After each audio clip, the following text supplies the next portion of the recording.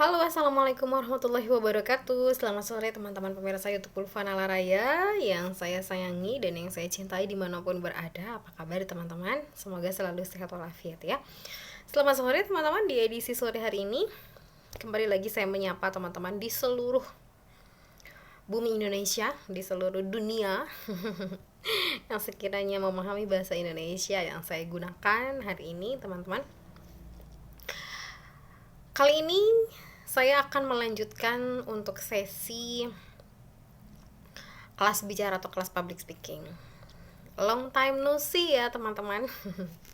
Setelah beberapa kesibukan saya seperti itu, jelang bulan Ramadan waktu itu ya. Jadi di bulan Ramadan saya fokus untuk berbagi dengan teman-teman terkait dengan aneka masakan ya, terutama masakan Sumbawa yang saya bagikan resepnya. Setelah itu saya ditimpa musibah sakitnya nenek saya, AB Ina ya, sosok yang sangat berharga dan yang paling istimewa dalam hidup saya teman-teman sekalian. Dan 1 minggu setelah itu beliau meninggalkan kita semua, wafat di tanggal 3 Mei 2022. Saya mohon kepada teman-teman semua untuk mengirimkan Al-Fatihah tertulis untuk beliau. Al-Fatihah.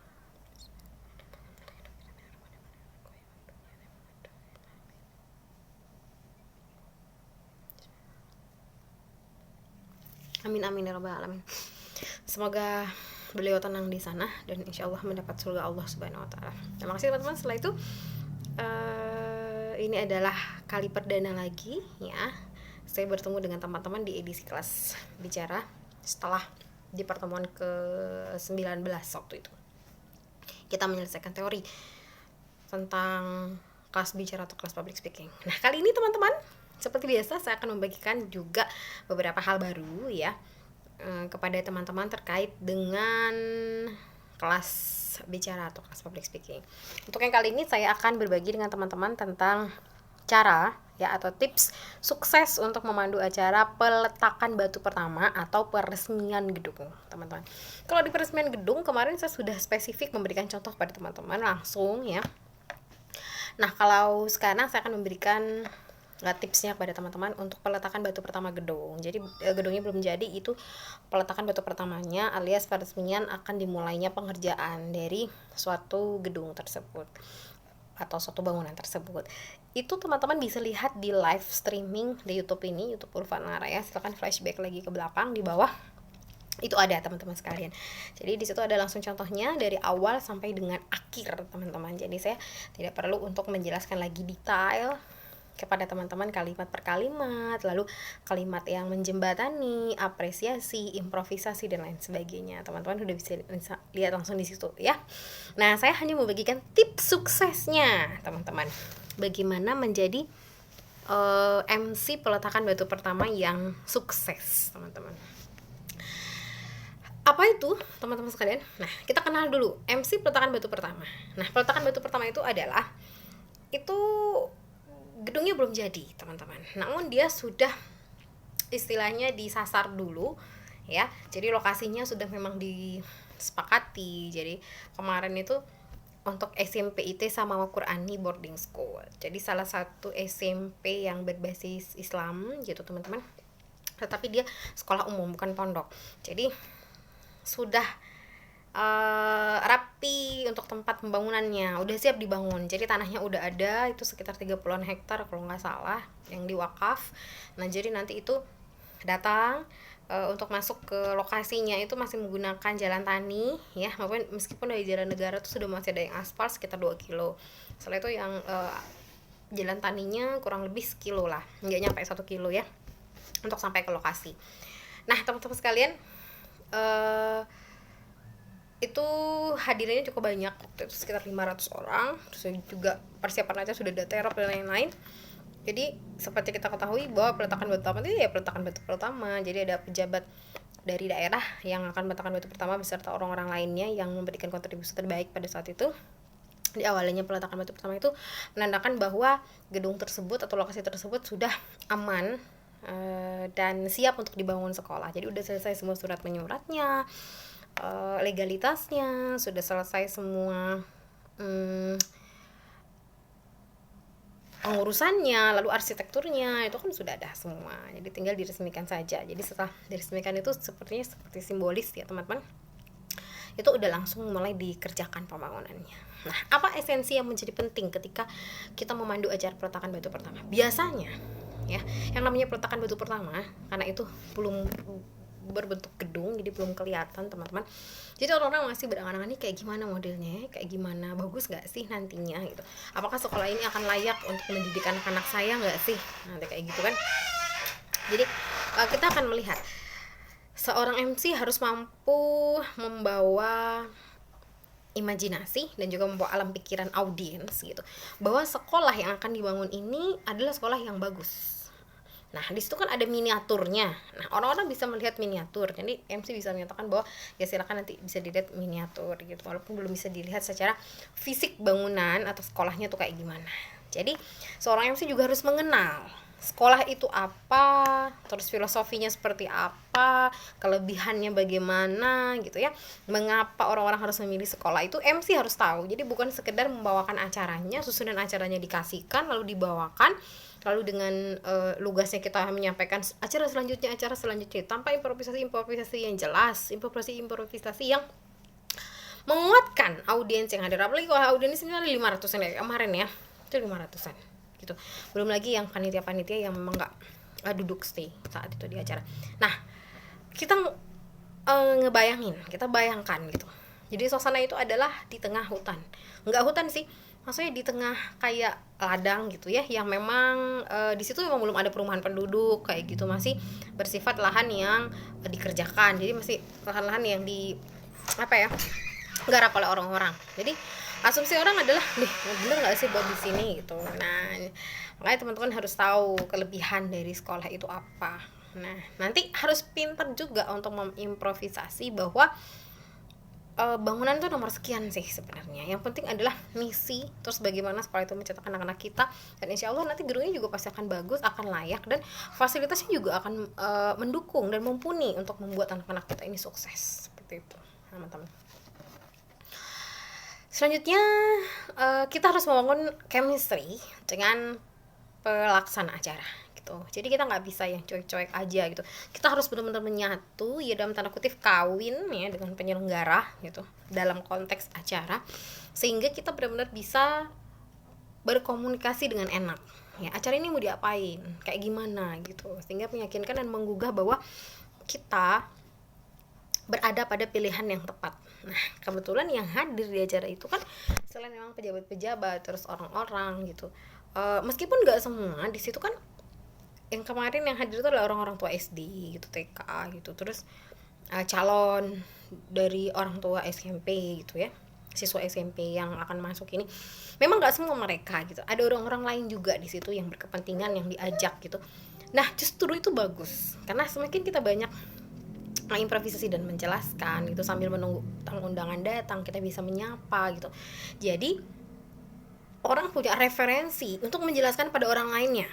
Ketika tidak pulang dari situ, dia mungkin punya ponakan, dia punya anak sepupu, anak saudara, terus anak teman, anak sahabat, dia pasti punya grup WA gitu ya.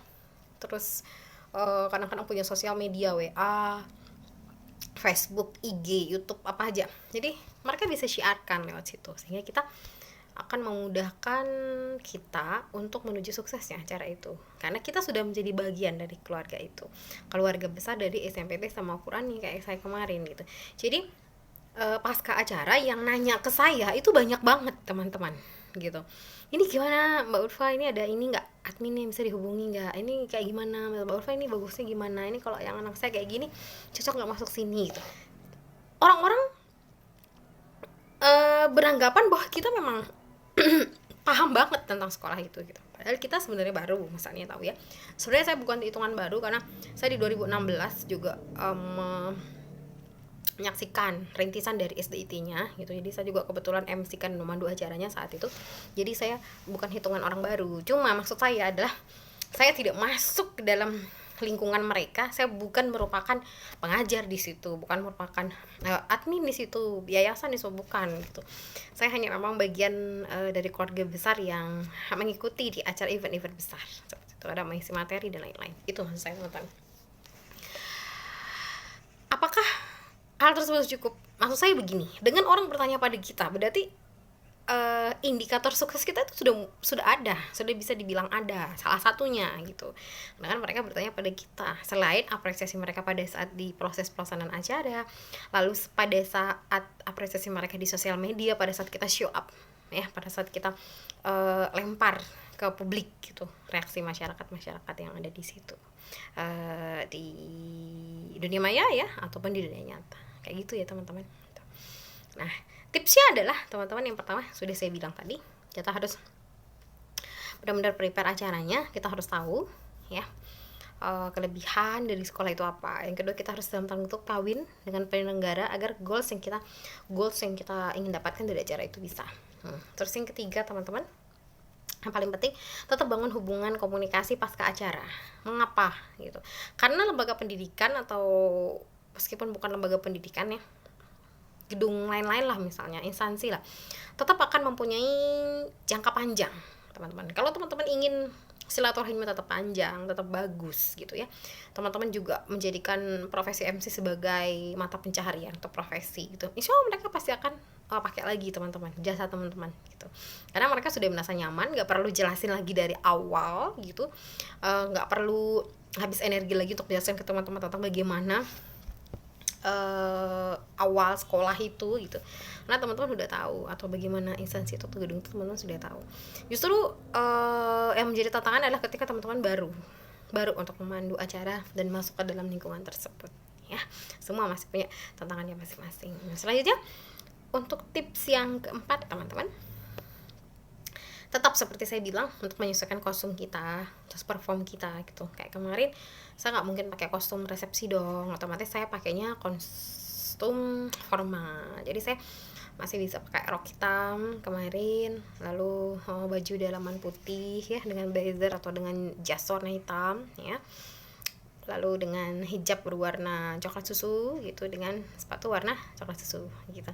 Saya makanya tanya medan dulu teman-teman, medannya terjal apa enggak, rata apa enggak. Nah dijawab oleh ustadznya itu rendah, maka saya masih bisa menggunakan sepatu dengan hak yang masih punya hak, tetapi dia model pantofel gitu, maknanya formal. Seandainya dia menanjak atau tinggi, lokasinya yang sulit untuk dijangkau dengan sepatu pantofel, saya mungkin akan menggunakan sepatu semacam kayak trapeze itu teman-teman, yang rata gitu sehingga mudah bergerak. Tapi ternyata enggak sih, dan mungkin masih bisa pakai celana gitu kalau misalnya medannya agak ini, saya harus naik gitu dengan tangga-tangga yang ini, tapi ternyata enggak, makanya saya masih aman untuk menggunakan rok itu teman-teman. Nah untuk make up teman-teman bisa pilih sendiri sih teman-teman, mau yang natural banget ya cukup ini bisa, tetapi kemarin saya masih tetap menggunakan jasa semua, tetapi saya minta yang natural, jadi benar-benar natural nude banget gitu. Make up ya memang cocok untuk baju resmi gitu seperti jas. Nah, karena dia adalah medan yang belum pernah kita lihat, jangan lupa 30 menit sebelum acara teman-teman sudah harus ada di lokasi. Nah, kemarin saya itu acara di undangan jam 8, saya jam 7.20 saya sudah on the way ya.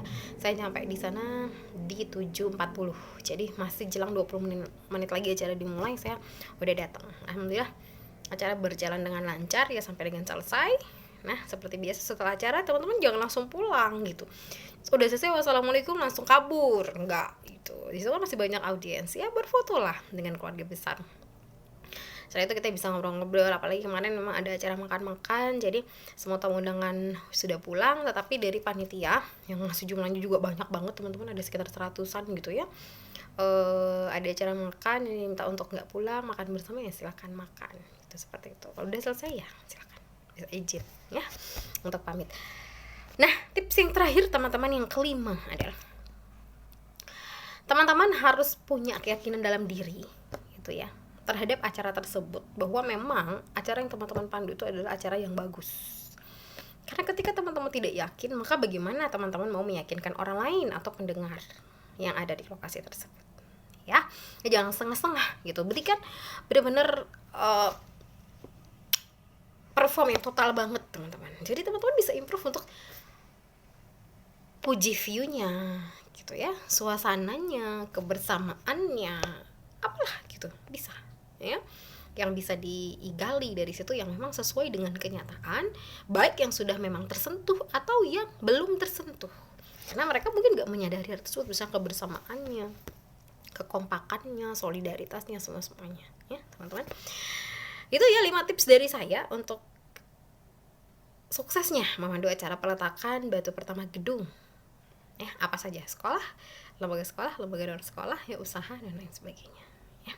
Silakan cek lagi nanti teman-teman di YouTube saya Ulfa Nalaraya, di postingan sebelumnya itu ada contoh langsung dari awal sampai dengan akhir. Semoga bisa bermanfaat dan bisa diadopsi ya teman-teman. Ya. Jangan lupa subscribe, like, share, komentar ya sebanyak-banyaknya. Jangan lupa nyalakan notifikasi untuk mendapatkan informasi-informasi terbaru dari YouTube saya Ulfa Nalaraya. Seperti biasa, quote spesial dari saya, jangan lupa bahagia. Assalamualaikum warahmatullahi wabarakatuh. Minal aidin wal faizin. Mohon maaf lahir dan batin. Selamat Hari Raya Idul Fitri 1443 Hijriah.